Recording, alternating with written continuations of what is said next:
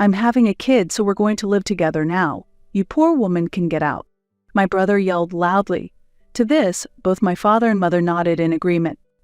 Seeing them easily cast me aside after I was forcibly brought back home years ago, where I helped take care of my mother and bore the cost of living, I felt both shock and disappointment.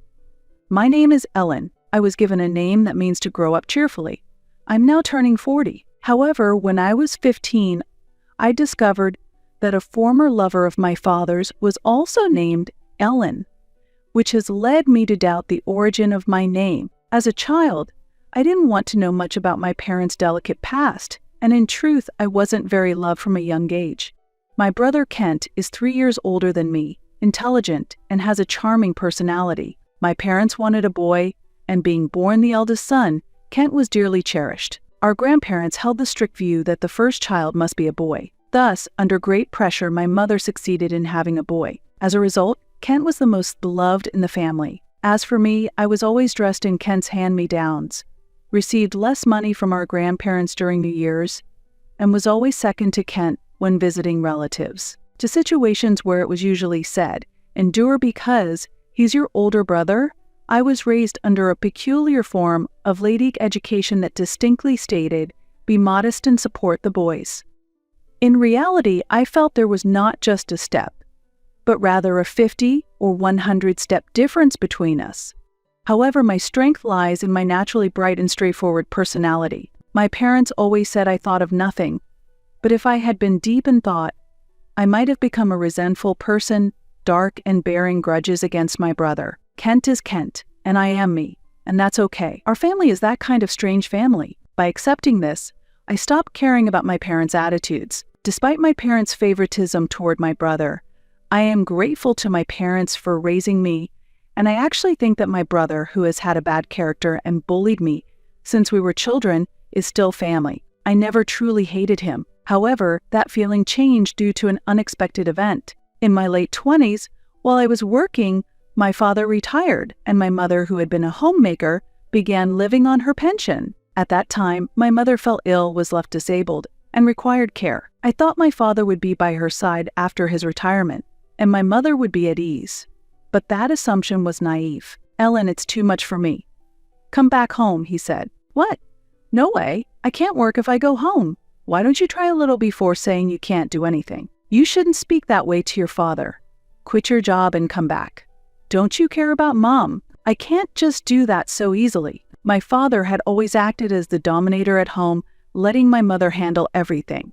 As a result, after she fell ill, he became helpless and seemed to be planning to make me take over her role at home. Kent worked close to home, so he should have asked him for help instead. Why did he turn to me, whom he had hardly cared about, at times like this? Just when I began to live freely, my father started contacting my company, and I couldn't focus on my work. This caused inconvenience to my bosses and colleagues, and I felt their cold gazes. Despite my desire to continue the job I loved, the persistent calls from my father wore me down mentally, and I reluctantly quit my job and returned home.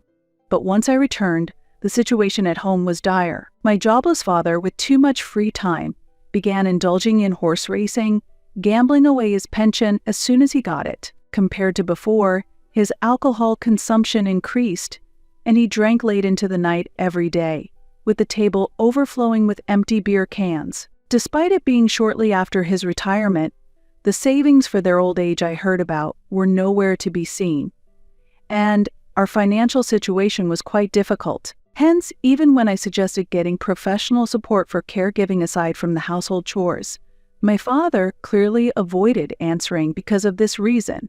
The arrears in utility bills continued, and with every pension payment, it felt like an uncontrollable financial juggling act. If this continued, his pension would continue to be used up as soon as he gets it. Out of necessity, I initially withdrew money from my savings to support our living expenses, and at the same time made the house wheelchair accessible for my mother. Later, I found a job locally, and while entrusting my mother to daycare services during the day, I worked and allocated about $2,000 each month for necessary caregiving and living expenses. Despite saving diligently from a young age, my savings were running low, and the outflow of money was greater than what I earned. Still, my father did not attempt to work and depended financially and in daily life entirely on me, unfortunately becoming fully reliant. For me, the daily life of handling household chores, work, and caregiving from morning till night was nearly reaching its limit. Honestly, I wanted to entrust my mother to a care facility and leave my problematic father and home behind. By doing so, I could allocate the money he was devouring from my living expenses to my own savings and living expenses. But my father strongly opposed the idea of sending my mother to a care facility without doing anything himself. My mother herself asked, "Why do I need to go to a care facility when you're taking care of me?" making it impossible to gain her agreement. I sought help from Kent, but he was reluctant to get involved, and ultimately, I was the one who had to make sacrifices. Thus, I ended up trapped in a prison called home. 3 years into this hellish cohabitation, Kent suddenly announced, "I got married because my girlfriend is pregnant," and returned home with his wife, Maggie, whom I had never seen before. Wow, I was expecting Kent's sister to be similar to him, but you're nothing like him. Not cute at all.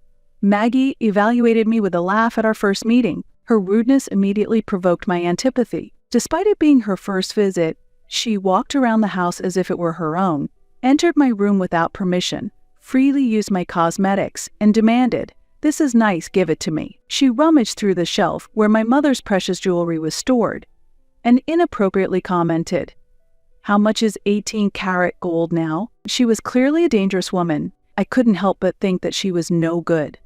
And even though she was married to my brother, I should cut ties with her. Also, it seemed that all my father and mother could think about was wanting to hold a grandchild, or wanting to name one, with the birth of a grandchild occupying their minds. I even felt envy at their innocence. I was somewhat uneasy about this new family connection, and that bad premonition became reality that day. But I'm anxious about raising my first child. "I need some help," Kent's wife, Maggie, said sweetly, twirling her hair around her finger. As she spoke, my father, looking at Maggie's chest, suggested with a grin, "Why don't you live here then?" "Really? Are you sure?" Maggie replied. "Of course," my father answered. While Kent and Maggie excitedly discussed living together with my parents, I couldn't help but ask, "But we don't have enough rooms. What will we do?" "You should just move out," my father said bluntly. "Excuse me?" I replied in shock, and even my mother smiled and added, "Yes, that would be best. Hurry up then." I thought I'd been quite giving all these years, but to be betrayed by my parents so easily, beyond belief. "Wait, what will you do if you kick me out now? I've been paying for the caregiving costs all this time, and I don't even have the money to move out. What about Mom's care?" I asked. "I'll pay for the caregiving costs. Unlike you, I work at a big company and don't have to worry about money," Kent retorted. With that, my father said, "Go on, Ellen. Go pack your things and move out today." He pushed me towards my room. He looked as if he had secured a valuable host, pleased with himself. "Move out today?" I thought, dismayed. It was snowing outside, and I wondered how I was supposed to manage life from here on. "Why, this is ridiculous," I said, showing my emotion, to which Kent dismissively said, "It's not ridiculous. You're just a naive and weak-minded sister." Then he harshly repeated, "I'm having a child, so we're living together now. You poor woman can get out." Stunned, I looked at my parents, and even my mother, whom I had cared for over the years, smiled and said, "I want to be with my grandchild," as she waved me goodbye. Dad then shouted, "Now get out," as he roughly stuffed my belongings into a bag and threw it out. "Please wait. I need somewhere to stay until I find a new place," I pleaded, but they heartlessly dragged me out of the house. No matter how many times I rang the doorbell, there was no response. After all this time being manipulated by my family and treated like a tool, I had always maintained a smile. Even when they were cold to me as a child, it was my way of self-protection. But my family was under a big misunderstanding. They think Ellen can endure anything, so there's no need to worry. That's absolutely not a joke. Don't make fun of me. Holding back tears, I left my family home and wandered the streets at night, aimlessly, until I finally found a taxi to take me to an internet cafe for refuge. After contacting a local friend, fortunately, she agreed to let me stay at her place for a while. Her support was incredibly reassuring. With her help, I saved up money and eventually became independent, starting to live on my own again. While I haven't saved enough money to move to another state yet, keeping a certain distance to avoid entanglement with my family while redditcheating, I've decided in my heart to move to another state, once I have enough savings. However, 2 years after making that plan, one day, unexpectedly, my father and Kent showed up at my apartment. It appears they found my address through public records. "Who is it?" I asked, pretending not to recognize them. At that, both my father and Kent apologized. "We're really sorry. We need help. Please do something about Maggie. We want to kick her out of the house," my father pleaded tearfully. So listening to their story, it was clear that their home was in chaos. Maggie, after their child had grown a bit, said with a smile, "I don't want to live with such a shabby family anymore," and kicked out her own family from the house. My father had been completely taken in by her and, deceived by her cunning words, had transferred the house's ownership to her name. It was less a takeover and more that he had willingly given it away. I had always felt something off about her from the stories I had heard. She claimed to have fallen in love with Kent at first sight and pursued him fervently. Kent, who was charming and adorable as a child, had grown into a burly, hairy man, a far cry from the typical handsome appearance. Considering she could have chosen any slender, attractive man, I had always wondered why she was drawn to him. The truth was, her intentions lay in Kent's wealth. It was later revealed that she had another man even after marrying Kent. While there's no doubt that Kent is the father of her child, it seemed her affairs continued even after their marriage. When Kent discovered this and confronted her, they were thrown out of the house the next day. Presumably, Maggie, anticipating that her affair might soon be exposed, skillfully convinced my father to transfer the house into her name. In the end, my family's foolish actions prevented them from enjoying time with the grandchildren they had looked forward to, and everything backfired. To make matters worse, Maggie had also used my mother's credit card without permission to buy a large amount of appliances and jewelry, maxing out the credit limit. Well, I had always sensed she was untrustworthy, so hearing this was more a confirmation of "I knew it" than a surprise. I no longer have a father or brother. Let me ask again, who are you? At that moment, the color drained from my father and Kent's faces. "What are you saying? Are you abandoning us too?" After that, Mom became bedridden and couldn't even use her wheelchair. "Don't you feel pity for your mother who was kicked out?" my father yelled. "Anyway, you're now like this because you changed the ownership of the house, didn't you?" I retorted. My father fell silent, clenching his teeth in suppressed anger. "Wait, Ellen, we're family, let's support each other." Ken attempted reconciliation, but I brushed off his hand. "I asked for help multiple times because it was tough handling Mom's care alone, but you refused every time. What are you trying to say now?" I pressed. "That's..." Kent stumbled over his words, and my father raised his voice in his stead. "Regardless of Kent, don't you have any gratitude for your parents? You've forgotten the kindness of being raised." In response, I glared sharply at them and countered. "I quit the job I loved and gave money to live together, enduring all this time. After being kicked out of the house, I'm not optimistic enough to still say thank you for raising me." "I've already apologized for that," my father said. So you think an apology makes everything okay? Then I'll apologize too. "Sorry, I'm going to abandon you." "I apologize, but I won't help." "But do forgive me," I replied calmly. "What are you saying, you impudent girl?" my father exclaimed, moving towards me in anger, to which I responded using self-defense techniques I learned in school. "Ouch, ouch," my father groaned in pain as he sat down on the ground. Kent just stared at me, stunned. At that moment, I impulsively threw a handful of salt that was by the entrance towards them. "Ah," they both cried out, covering their eyes as I showered them with salt, shouting, "I don't want to see your greedy faces anymore.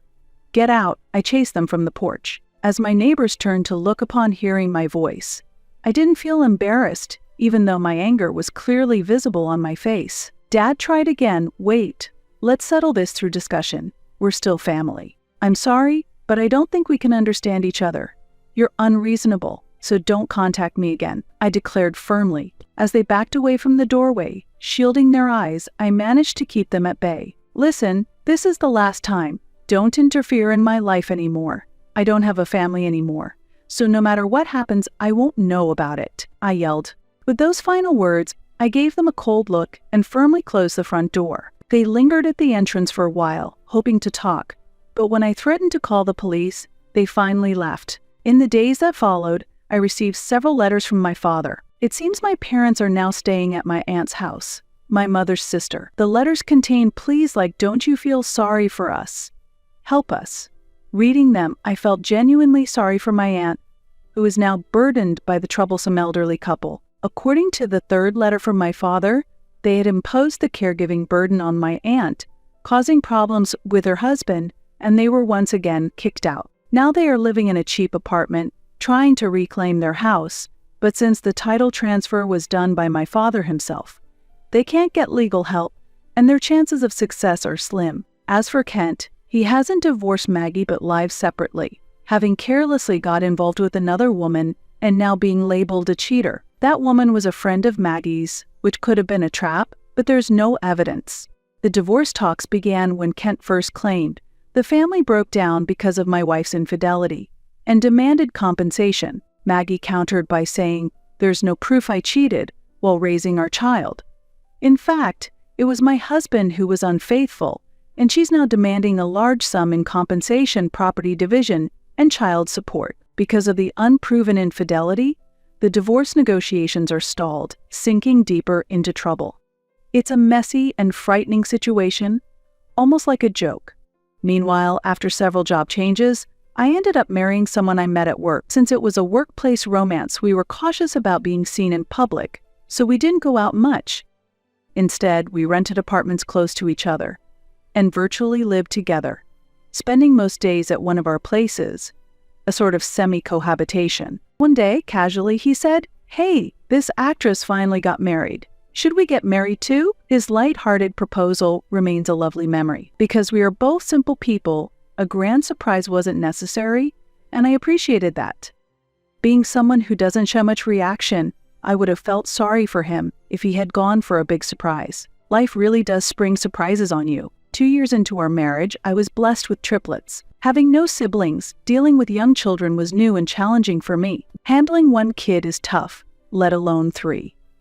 I started to complain. Thankfully, not only my husband but his family were also there to support us enthusiastically. I gave birth to a boy and 2 girls. When I found out, I vowed to lie to love them equally. But that vow wasn't necessary, as I naturally came to love all 3 deeply. With 3 kids, managing equal attention, like holding hands, isn't always possible. At such times, I'd say 100 steps each. After 100 steps, we switch, keeping it fun. However, kids are whimsical, sometimes saying, "Today I want to hold hands with Dad instead." Still, it seems they love both their father and mother equally, which is the greatest joy for me. Going forward, I hope to build a home where everyone can be happy, just as my name suggests. And as I was thinking this, I noticed the triplets boldly scribbling on the walls of our new house with crayons. Oh, stop that. That's not going to make Mom or Dad happy. Oh dear, they are so close and doing the same mischief together.